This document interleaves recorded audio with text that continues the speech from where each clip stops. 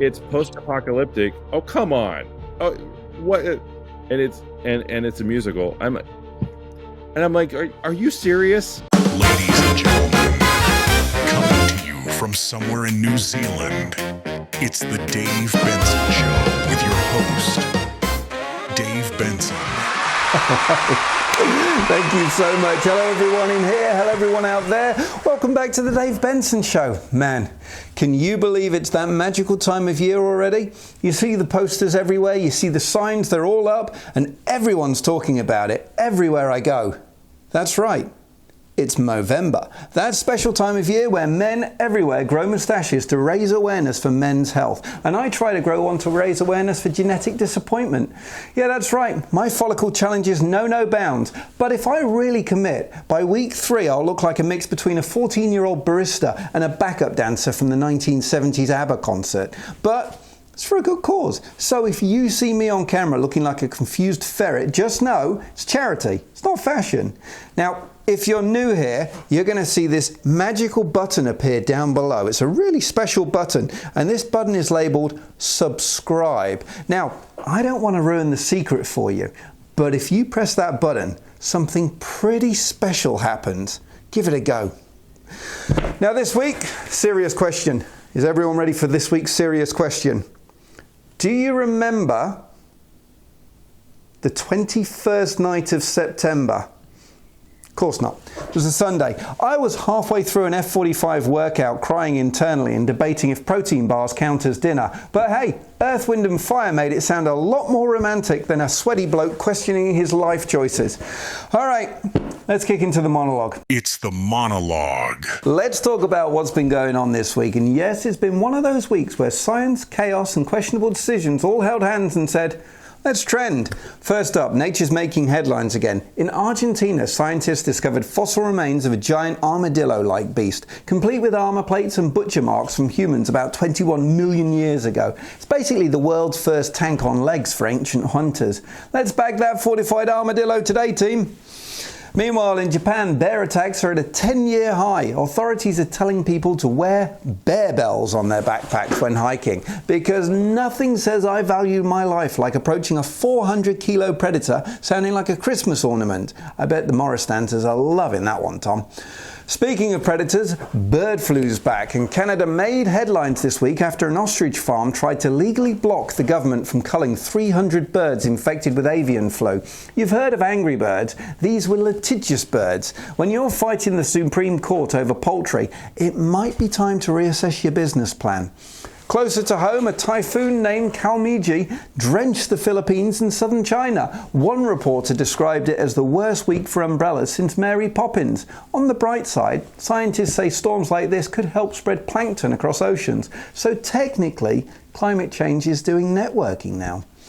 Europe's forests are struggling. Turns out decades of droughts and wildfires mean trees are absorbing less carbon than expected. So the EU's new climate plan has been downgraded from ambitious to we'll see how it goes. The official slogan, please recycle, but maybe plant a tree while you're at it. In Melbourne this week, a man in the Qantas business lounge literally caught fire when a power bank exploded in his pocket. He's okay, but 150 passengers had to evacuate while his trousers reached cruising altitude. Qantas issued a statement reminding travellers to carry batteries safely. Translation, keep your devices out of your pants if you don't want to join the in-flight entertainment. UK house prices are igniting again. Across the UK, house prices rose at their fastest rate since January, up 0.6% in October. Analysts say it's due to renewed buyer confidence. I say it's because someone listed a wheelie bin as a micro studio. The average price, £299,000, which in London buys you a hallway and the right to technically say, I'm a homeowner. Tesla's got a $1 trillion dream. That's right, Tesla shareholders just approved a $1 trillion pay package for Elon Musk. Yes, trillion, with a T. To unlock it, he has to turn Tesla into an $8.5 trillion company and deliver millions of self-driving cars and humanoid robots. At this point, we're going to have electric robots driving electric cars to complain about electric bills. Honestly, it's less a business plan and more a plot of Transformers 5. Tax deduction. And finally, one from the Humans Are Wild 2 file. A man in Hungary just broke the world record for playing Dance Dance Revolution 144 hours straight. When asked how he felt, he said, "I don't have legs anymore, just rhythm and regret." I mean, at this point, you're not burning calories, you're burning your soul. Do you reckon you could play it for that long, Tom? No, I don't either. So have a look at the YouTube news. All right, time to talk about the platform we love, fear, and occasionally shout at when it demonizes a sneeze. AI is guessing your age. That's not a joke. YouTube's rolling out new machine learning tech to estimate if a viewer is under 18. It studies signals like your watch history and account age. So if you've been binge watching Peppa Pig and ASMR slime, expect a bedtime reminder and a gentle "lights out, champ." Mr. Beast has just unveiled the first glimpse of his upcoming real-life theme park called Beastland. Set for launch in Saudi Arabia on November 13th, he shared a vibrant neon-lit preview of the park right there, describing it as the most ambitious project yet, designed to bring his digital challenge videos into the physical space so fans can actually have an experience of this. So yes, YouTube stunts become TV-level spectacle, become real-world theme park. Keep an eye out on how this might change creator economies and their experiences. Immersive previews and contextual search. Hover over a video and it starts playing. Search results now grouped by channel or topic. Basically, your remote has become a psychic. It knows what you want before you do, which is terrifying, but also slightly flattering. QR code shopping. YouTube's testing a feature that lets you scan your TV screen to buy products mid-video. Finally, we can go from, "Wow, that blender looks cool," to, "Why did I just buy a blender without even standing up?"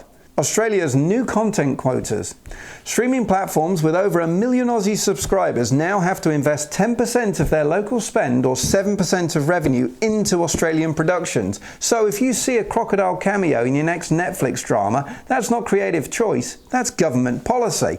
So have a look at the podcast news. A new survey found 16% of podcast listeners subscribe to a streaming service after hearing about a show, and nearly half talk to their friends about what they've heard. Apparently, word of mouth is still working, even if it's piped through Bluetooth. The Daily Show stays on top, Crime Junkie is close behind, and Joe Rogan is still shouting into a gold-plated microphone. After 300 episodes, Libsyn's The Feed is closing shop. Listeners say they'll miss it. Creators say, wait, does that mean I'm going to actually have to learn analytics now? Podcast awards are popping up from Dublin to the Dominican Republic. Somewhere a podcaster is rehearsing an acceptance speech longer than their runtime. Fox Entertainment bought the rom-com podcast company Meet Cute, promising bite-sized love stories with big screen potential.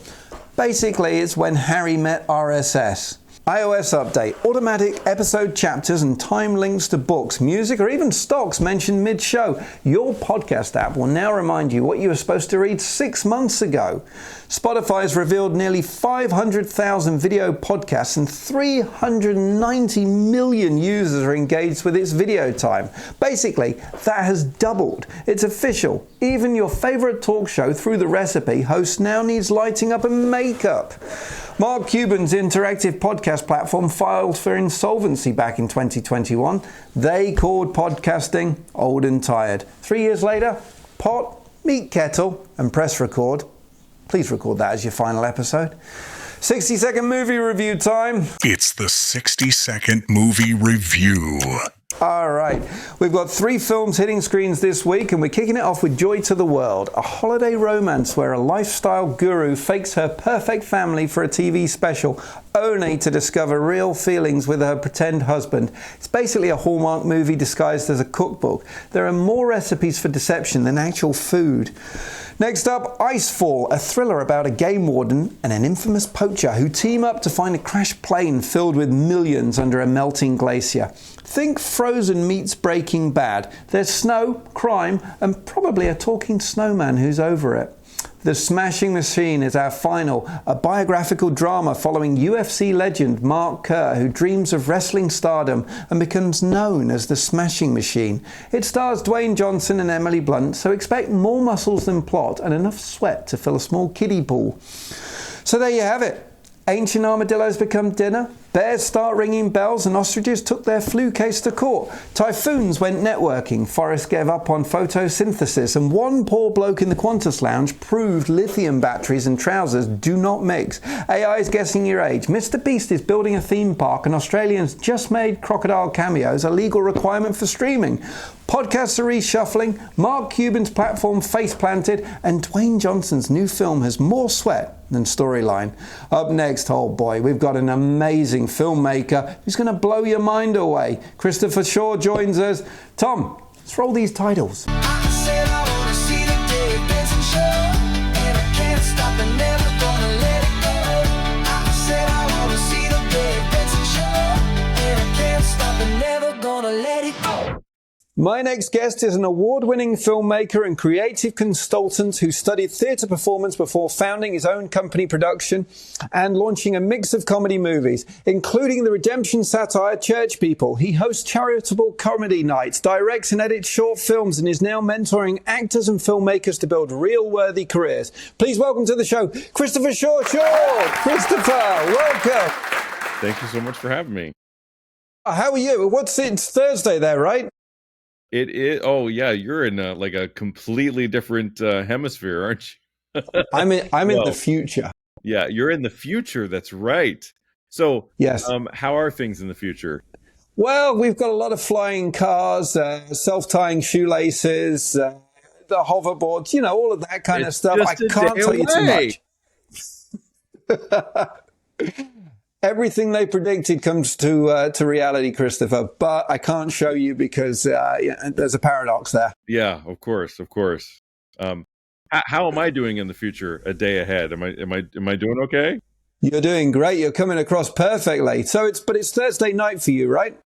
It's Thursday afternoon. It's 3:32 p.m. And what does Christopher do on a Thursday afternoon? What's a typical Thursday for Christopher? Well, interviewing with you, of course, in the future. Yeah, but you don't do this every week, Christopher. I don't well, do not, this not every that I'm week. aware of.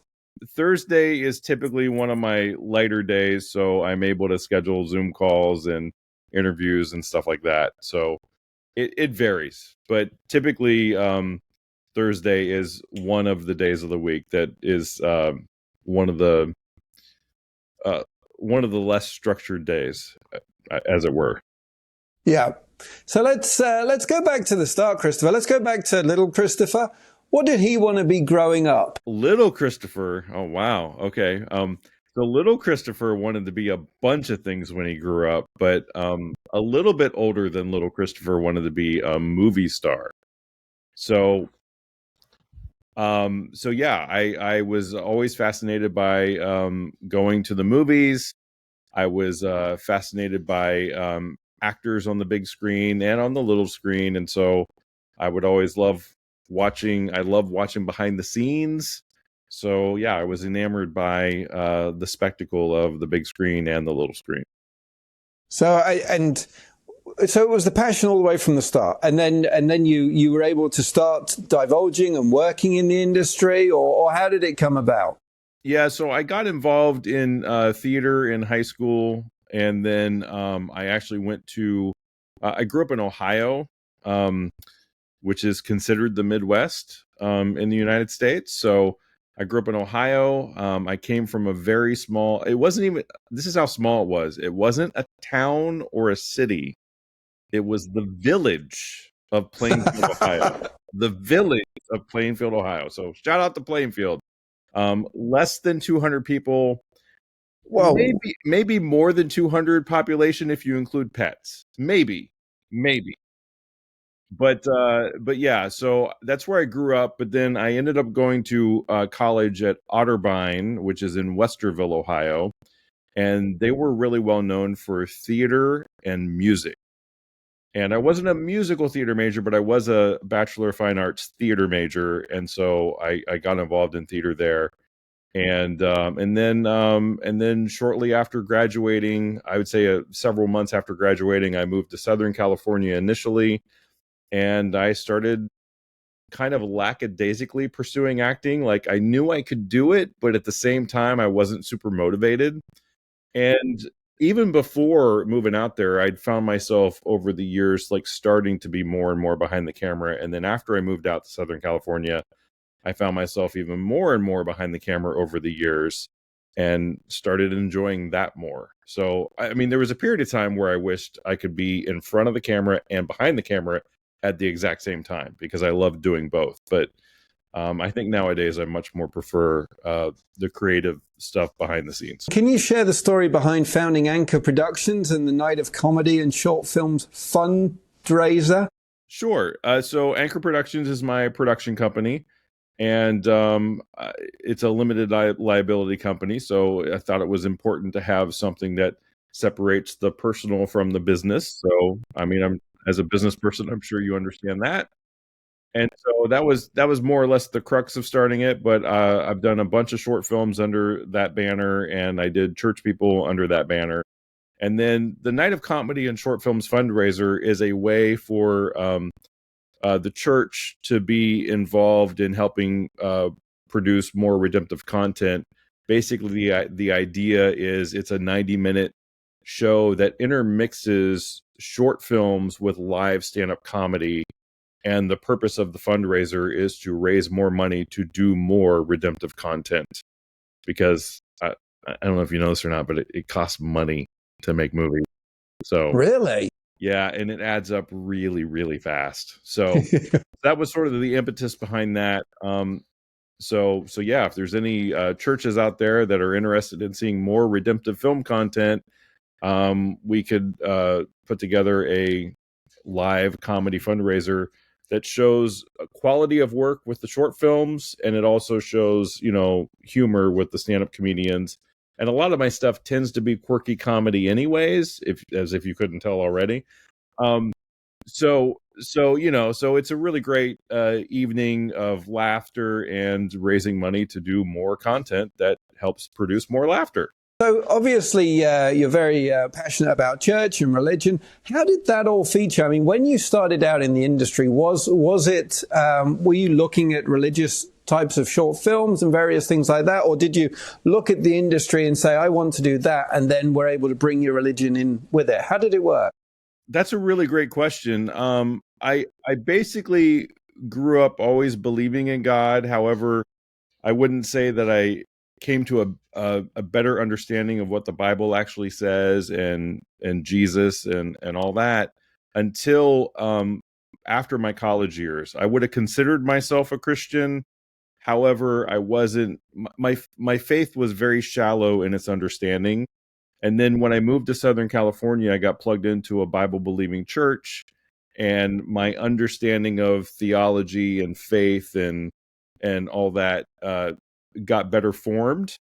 And then that, of course, shifted my perspective of what I wanted out of the career. I mean, early on, I just wanted to be a movie star, and I wasn't super picky about what that would involve. But as my heart changed spiritually over the years, my desires for the career trajectory changed as well. So I don't do exclusively overtly faith-based stuff. However, what I do needs to align with at least a biblical worldview. Like, I don't want to do something that's offensive to my faith. So I do have personal convictions around that. So I won't just partake in any production just because there's a paycheck and, my name might appear in lights. Oh, that's good. I mean, you stick by your principles. I like that. And Church People, I love that movie. That started out as a youth group? Yeah, the original title for that movie that Thor Ramsey initially wrote was Youth Group. The movie ended up having 3 different writers on it. There was Thor Ramsey, Wes Halula, and Bob Sines. They were all writers on what you ended up seeing on the screen. But it started with numerous drafts from Thor Ramsey, and the original concept was just to have a movie about a youth pastor in crisis, sort of a day in the life of a youth pastor. And then over the years, I mean, like, that movie that was no overnight thing by any stretch of the imagination. I got attached to that movie in 2010 We didn't Whoa. shoot the movie until 2016, and it wasn't released until 2021. So Cheap.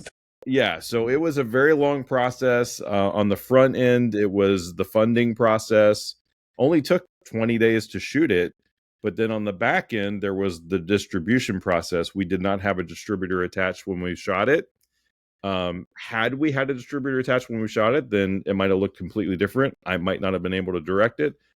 Thor might not have been able to star in it. So we purposefully didn't have a distributor when we did it. But then landing the right distributor that was the right fit for this project, sometimes that can take time. So it was about 5+ years on the front end and about 5+ years on the back end before it was actually released. Wow. And how did you assemble such a unique cast for that? Because you had Thor Ramsey, Stephen Baldwin, Eric Cahill, Donald Faison. Stephen Baldwin was the first one on board. And when he first came on board, he wasn't sure whether or not he was going to act in it. And the role that he ended up doing was not in the script at that time.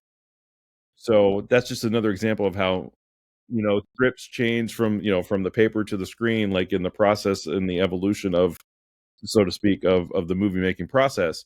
But we weren't sure whether or not he was going to be in it, but he really wanted to see the movie get made. So he initially came on as a producer who may or may not act in it.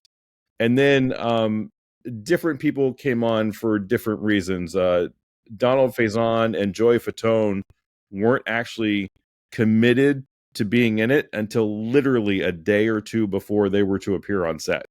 So Wow. the weekend we went into, the weekend before shooting started, it was 4th of July weekend, they were not officially cast until like a day or two before they respectively showed up on set for their roles.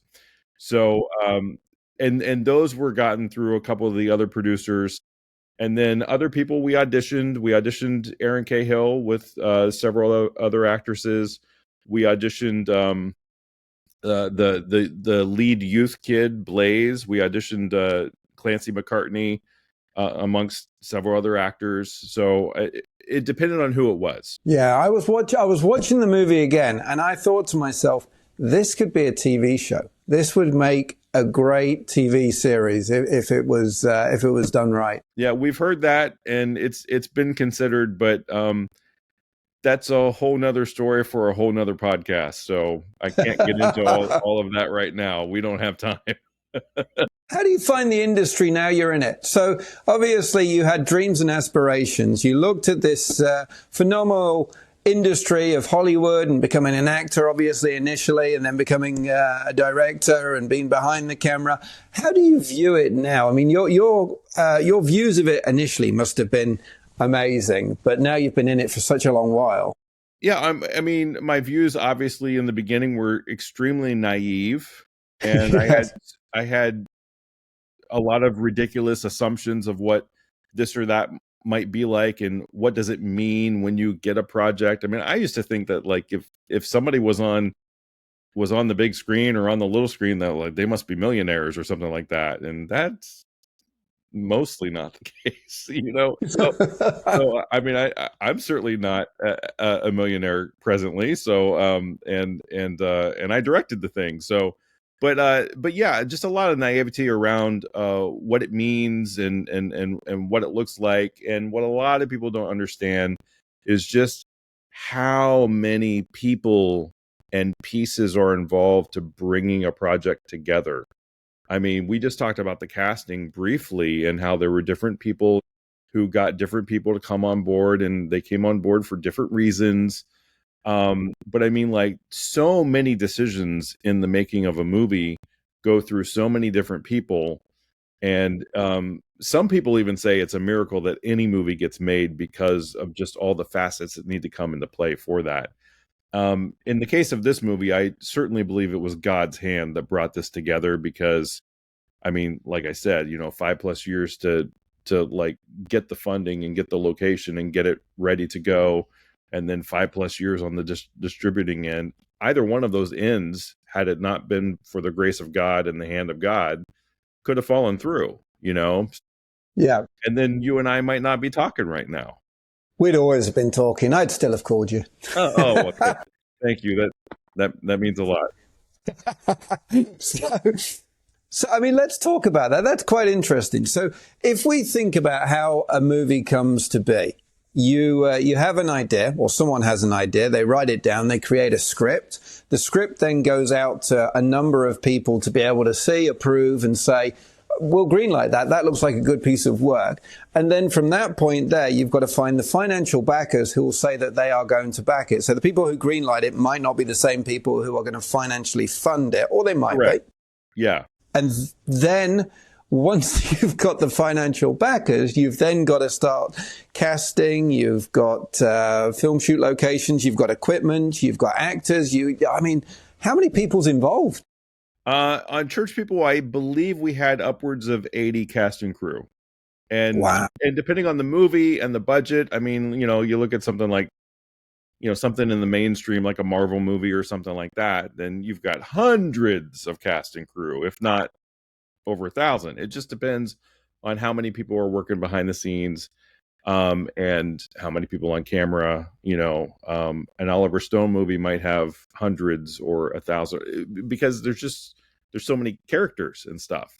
But for our movie, it was under $2 million budget, upwards of 80 cast and crew. It was a relatively tight shooting schedule, 20 days. I would have loved to have had like 21 to 23 days, especially for that in sanctuary scene. I would have loved to have gotten more footage there.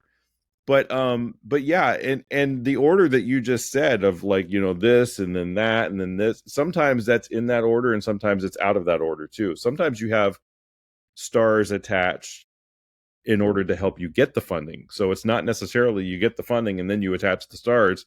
In some cases, you got, like, for example, we had Stephen Baldwin attached before we had the funding, and that was, you know, and it ended up being Stephen Baldwin who connected us to the funding.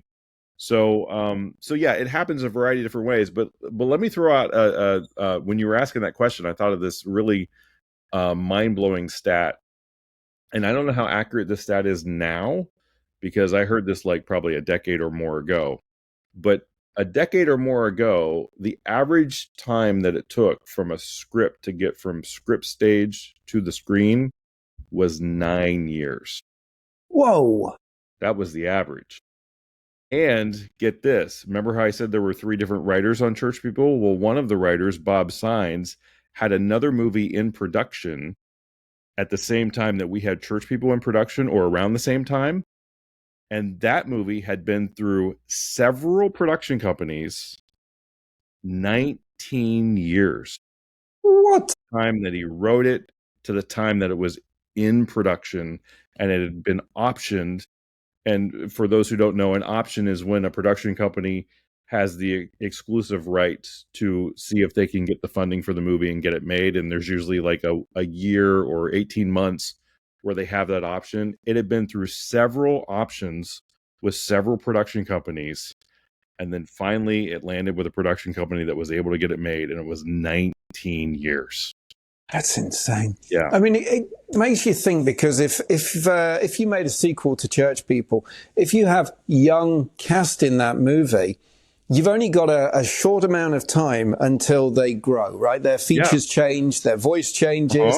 Yeah. So if you're telling me that an average is 9 years, where it was a decade ago. In the case of a sequel, though, if the movie does superbly well at the box office, then you kind of have an idea. Then the people behind the movie may or may not have an idea if they do it sooner or later or whatever. And then they factor all that stuff in with the storyline. I mean, obviously, you can create a story about these characters 20 years from the time we first saw them. You know, some sequels take that long. But other sequels, like the big studio sequels, they kind of have an idea as to whether or not they're going to greenlight the sequel based on how the first one does. So yeah, but if we were to somehow, again, long story for another podcast, but if we were to somehow be able to do a sequel to Church People, there'd have to be some storytelling around the age difference in the characters, for sure, if the same characters appeared. Yeah, that makes sense. So let's talk about Lifeless, a musical zomedy. That's correct. Do you want to tell us what a musical zomedy is?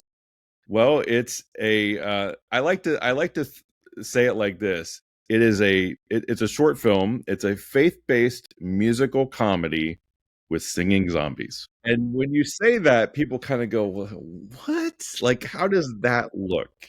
Well, you kind of got to watch it. And guess what? You can watch it for free on YouTube. You can also watch Church Viewable on Amazon Prime Video and Tubi, but you can watch Lifeless, a musical comedy. It's a 15-minute-ish short. There is a post-credit scene too, so make sure you stay after the credits for the little snippet after. But it's on the Christian Movies YouTube channel. So if you go to YouTube and in the search you type in at Christian Movies, or if you just type in YouTube search engine Lifeless, a musical zombie, you'll probably find it on their channel.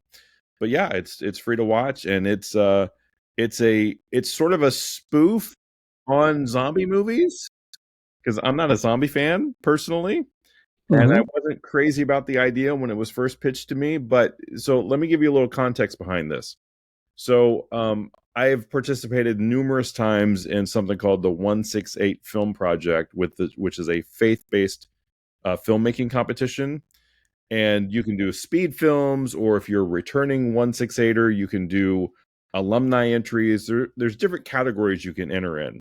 So we decided to do an alumni entry. My producing partner and the screenwriter of it was Darren Cogan, and we had done two other shorts together, actually three other shorts together before for the 168 Film Project.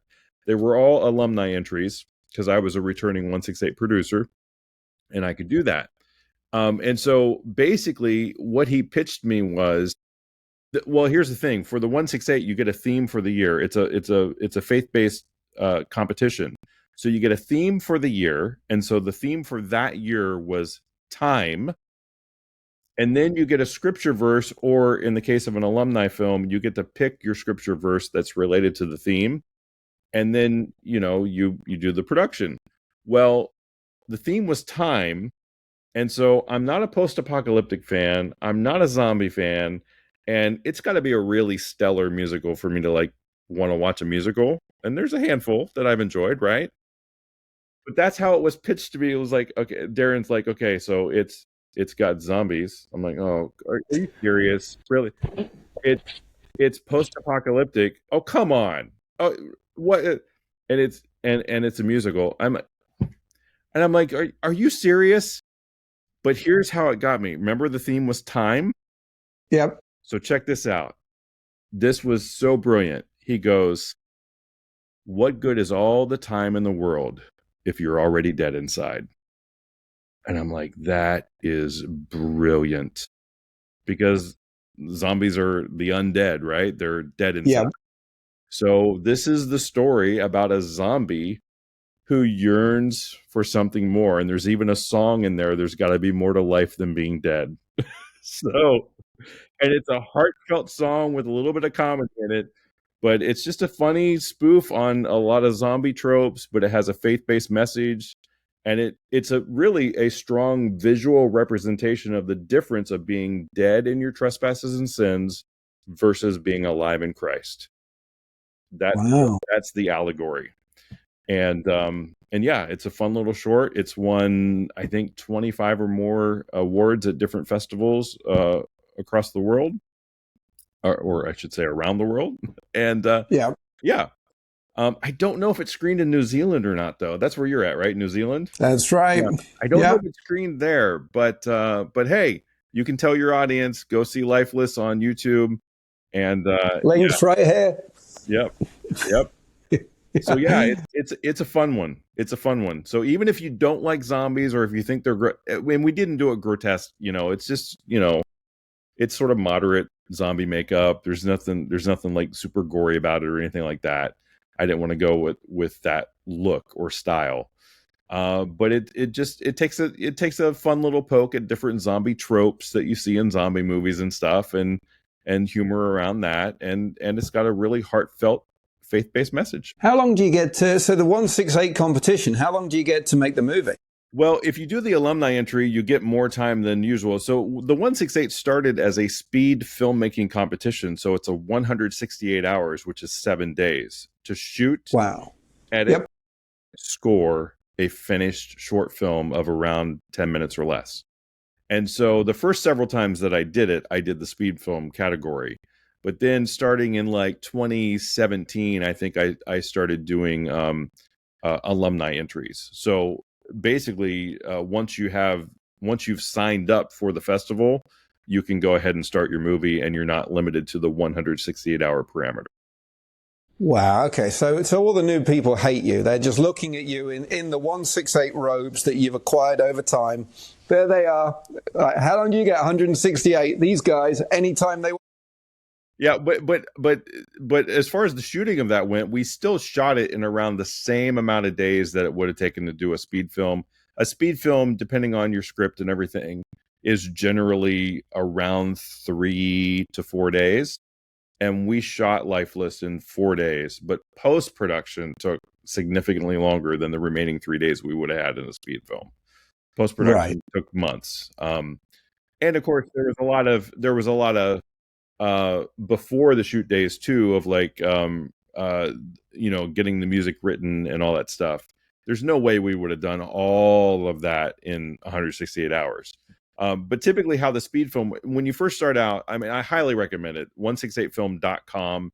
It's a worldwide competition. 168film.com, worldwide competition.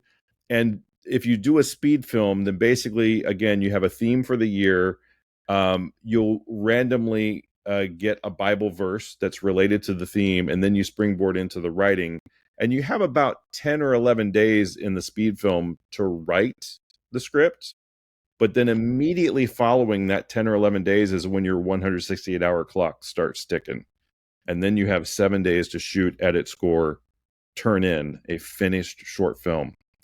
And there's some whoppers that's come out of that festival. Some really great films. So hang on. They get 168 hours, except if you're alumni. So you shot yours, and you shot yours in the same amount of time, but you got months to do your post and editing work. Well, again, you have to, I don't know if the rules have changed on this or not, but as far as I remember, you have to be a returning 168 film person to do the alumni entry. So you've already done the speed film, and in my case, I did the speed film several times. Right. So I started in 2008. I didn't do every year since then, but I did several entries. And the second time that Thor Ramsey and I did one, we actually did 2 speed films in 1 week.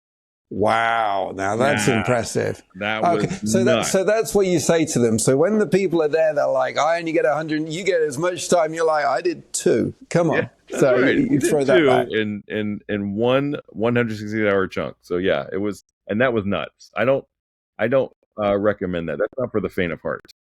No, I've done a 48-hour film festival before. I've heard of that one, and a lot of people who've done the 168 have done that one, but yeah, I have not done that one because I actually need to sleep. Yes, yeah. Honestly, there is no sleep on those things. It is horrid. It's one of the worst 48 hours I've. I mean, it's great with the camaraderie and what comes out of it, but exhaustion. There's a lot of frayed tempers by the second day. That's all I'll say. And the older you get, the harder that is. Exactly. And the poor editor who's sat there, and it's right down to the wire, and they're trying to render this thing, and you're like, come on. But it's better. So I did a 48-hour film festival. It must have been 10, 15 years ago. And the computers that we were using at that time, I remember it. The rendering took hours. Yep. And now I could probably do it in half an hour or whatever. So it's much quicker on the export for sure. You still got to edit the thing, though, and that takes time. Yes, yeah. So let's talk about your mentoring. So what drew you to offering creative mentorship and strategy consulting? Yeah, so I help creatives who want to know, here's one example. So there's lots of people who have like lots of ideas, like you and I have had with the short films, and we found an outlet to do them you did the 48-hour, I did the 168. So there's a lot of people with ideas and stuff, or they may be actors and they're like I kind of don't know how to be seen more. And so I help with creative consulting and basically how can you be seen more? Because I mean, actors not only want to be cast in things, but then when they are cast in things, they want to be seen more. And one of the things that I hammer home repeatedly, this is the drum I beat: produce your own content, produce your own content, produce your own content. And that's what I did when I started out as far as the filmmaking side of it. I was doing 168 film projects for years, and for years before I got church people or anything of that stature, my demo reel was clips from 168 short films. So, I mean, I like to say this: people don't know you exist if they don't know you exist, and people don't know your work if they don't see your work. Well, if you have nothing to show and you're not being cast in anything, or if you're a filmmaker and you have nothing to show and you haven't done a film competition or anything, produce your own content. So I help consult people on how to do that, and then how to be seen more once you've done that. Like how does that product then get in front of people? Like, here's another example. I could tell somebody that I have over 21,000 connections on LinkedIn, and that sounds pretty impressive, right? But what good is it if you're not communicating with them? That's right. So I have a strategy that I do when I connect with people on social media, and that's how I promote church people and other projects, is through that strategy. So it's things like that that I can help people with on a consulting basis. And then, of course, people who are aspiring, who've never made a short film before or whatever, and they're like embarking, I can help consult on, like, well, here's what you want to make sure you have in place, and here's what you don't want to do.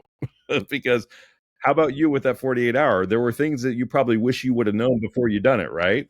Man, heaps of things. I mean, if I was to do something like that now in comparison to then, I'd never touched the camera back then. And I just had a passion and an idea of doing something. But now it would be, my learnings are way different as to how I'd storyboard it and go about things.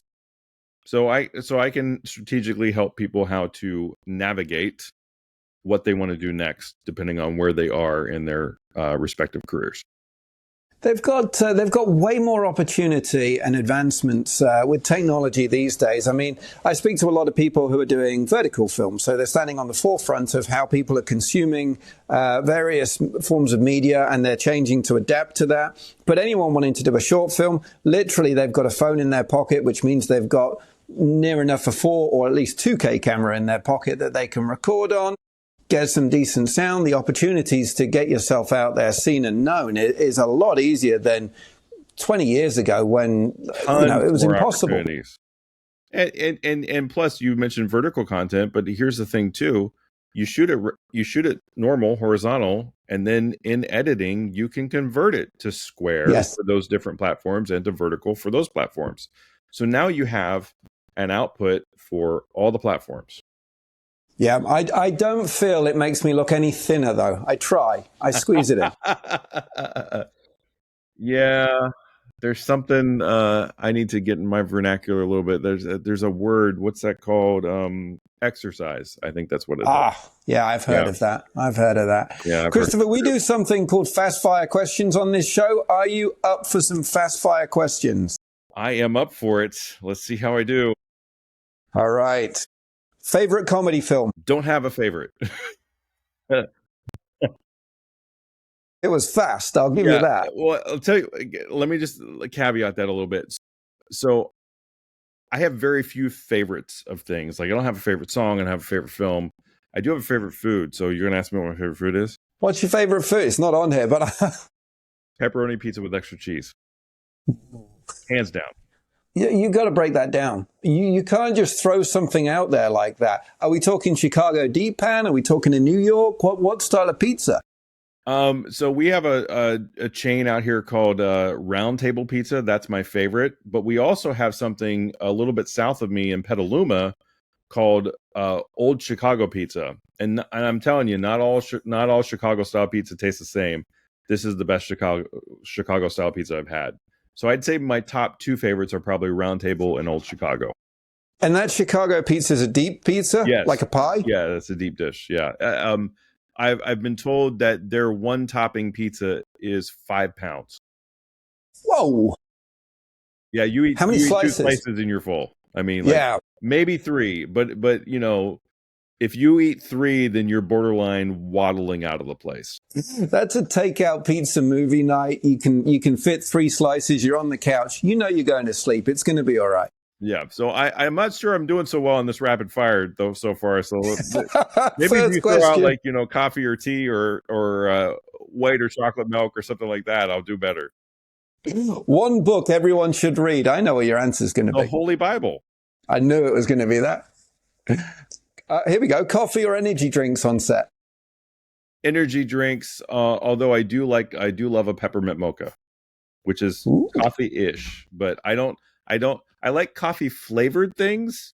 I don't like coffee, but I do like peppermint mocha. That's my go-to if I want a hot drink. What about decaf coffee? Because that's not really coffee. Yeah, no, it's the flavor that I'm mostly talking about. So it has to have a really nice flavorful mix, but just the stark liquid coffee taste, I'm not a big fan.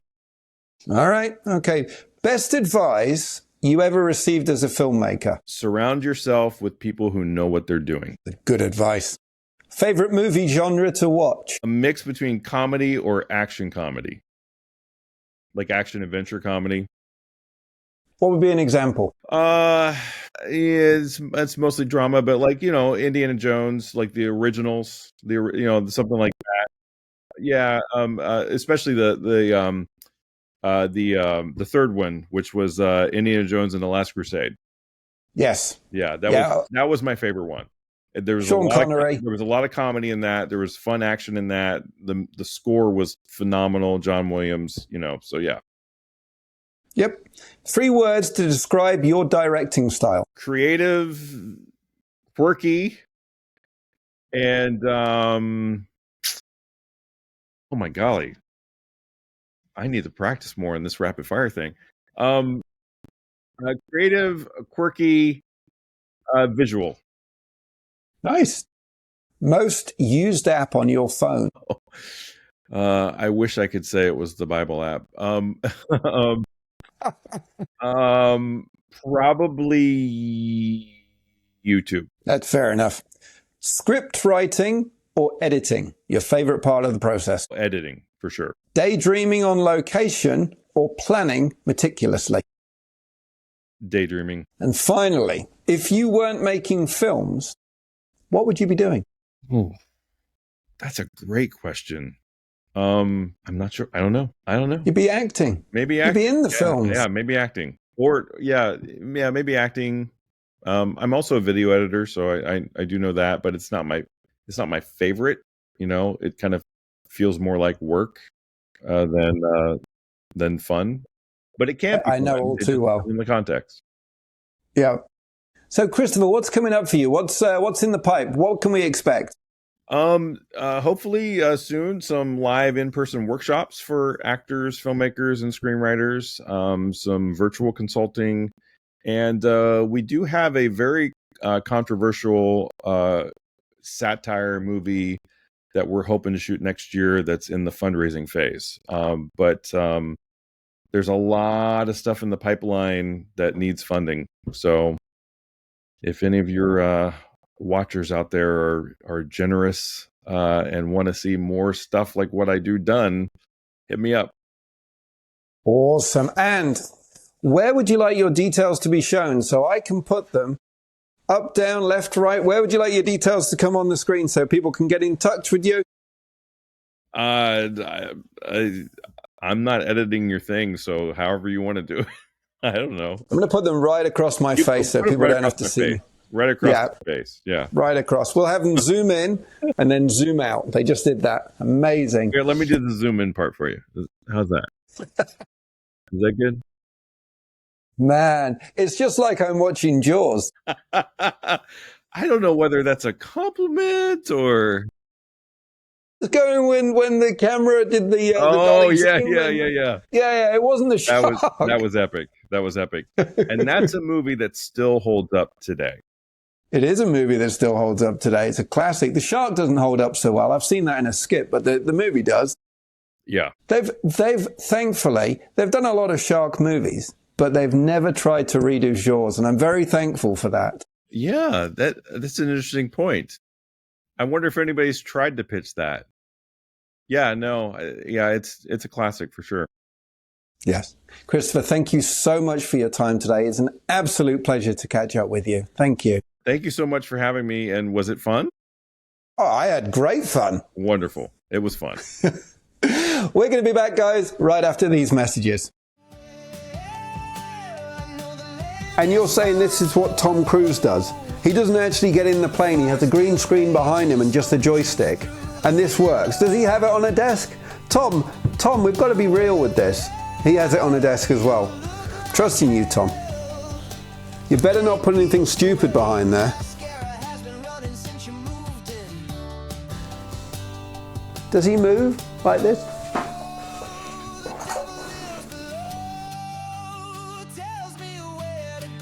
Feeling it now, Tom. I feel the need.